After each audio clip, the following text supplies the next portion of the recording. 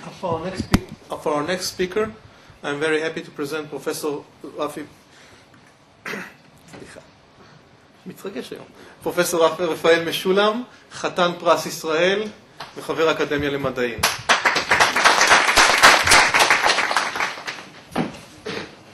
שלום, תודה רבה עבור ההזמנה. אני שאלתי אם להרצות בעברית או באנגלית, אמרו לי שכולם, חוץ משני האורחים, כולם כמובן יודעים עברית, אז אולי אני אדבר בעברית, אבל אם תחליטו אחרת, אז תגידו לי. לפני כמה ימים נתתי הרצאה פסיכיאטרים, והשאלה...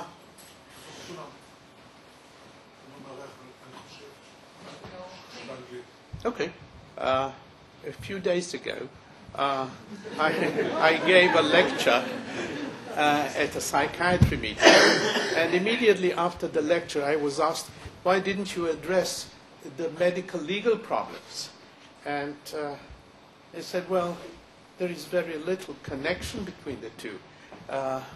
Cannabis, or the use of cannabis, the use of just about anything has very little to do with the medical aspect. It has to do with social aspect. It has to do with the social pressures, with commercial pressures.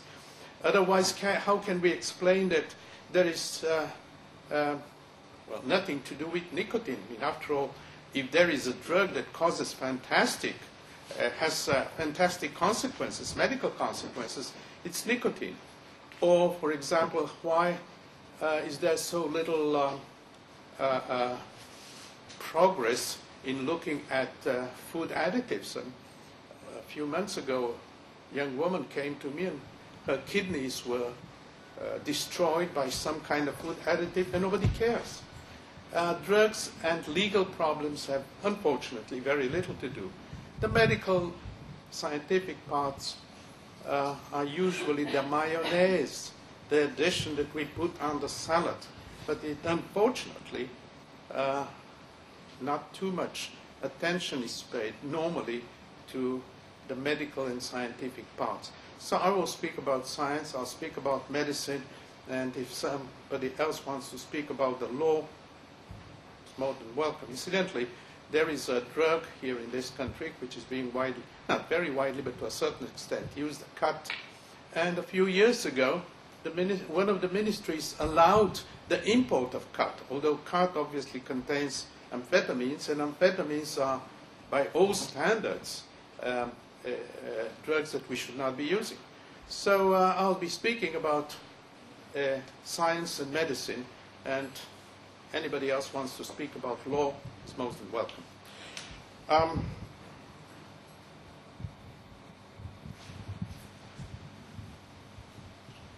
We are speaking here of a drug that was known, has been known for thousands of years.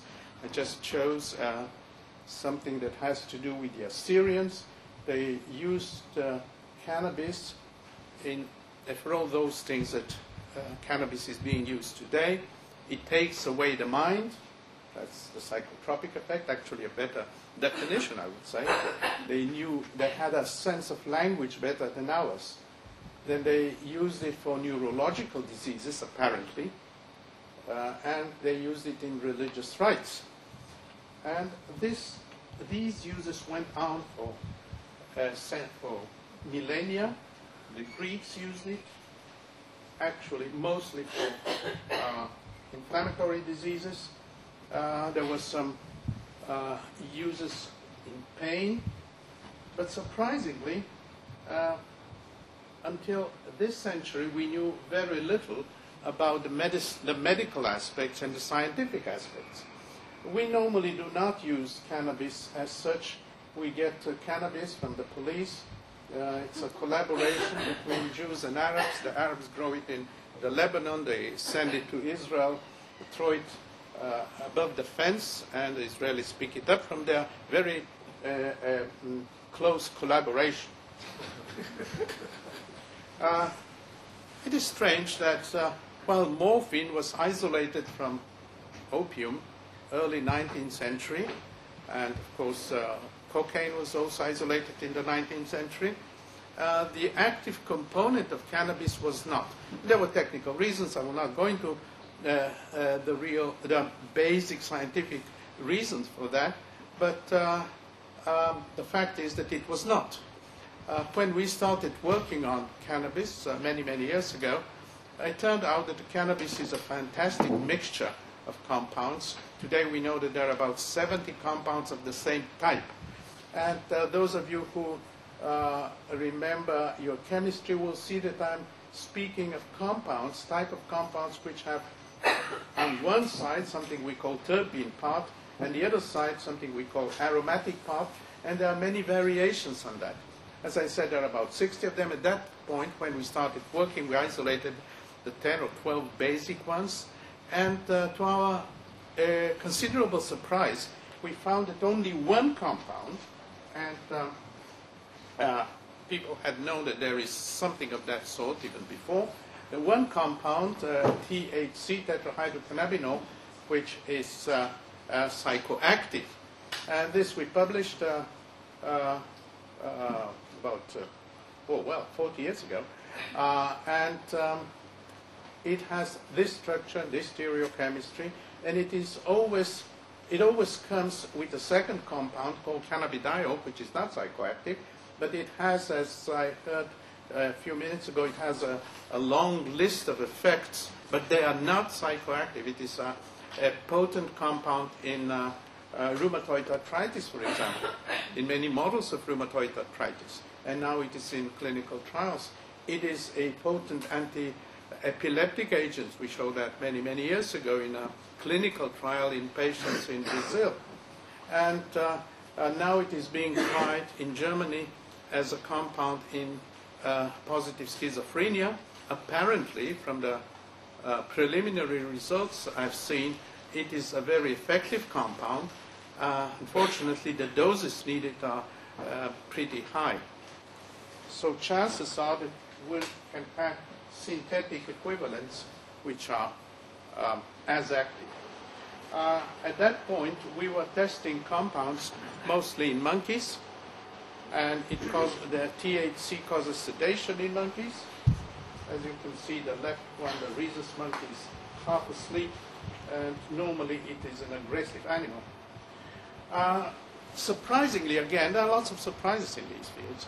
Surprisingly, for nearly 20 years after our discovery of THC, nothing was known about the mechanism of action. People knew about the pharmacology, people had seen some clinical effects, people knew a lot about the biochemistry, but nothing was known about basic mechanisms in the body. Does it act on a receptor? Does it act on an enzyme? Does it act somehow or other on some membranes? Well, in the 1980s, now we're coming closer, about 15 years ago, in the 1980s, a receptor was found in the brain, the cannabinoid receptor 1, and shortly afterwards, a cannabinoid receptor, a second one, was found in the periphery. And for many years, people thought that there is a cannabinoid receptor in the brain and there is a cannabinoid receptor in the periphery, with a little bit of the brain one also in the periphery, but that was it. Now, things have been changing very fast in the last few years. It turns out that CB1, the one that's present mostly in the brain, is very important also in the periphery, and the peripheral receptor, the so-called peripheral receptor, is formed in the brain, but mostly after neurological diseases, after some psychiatric diseases, after trauma. So here we have something strange happening. The brain forms a receptor as an immune system, if you wish, against the damage. Now, let us think in general terms. We know a lot about the immune system. When we are attacked by a microbe, virus, something, our immune system starts working. And we know a lot about that. But how come that evolution has advanced us so much in the field of immune, in the field of protein attacks, and we have nothing against other attacks? After all, our body doesn't sustain only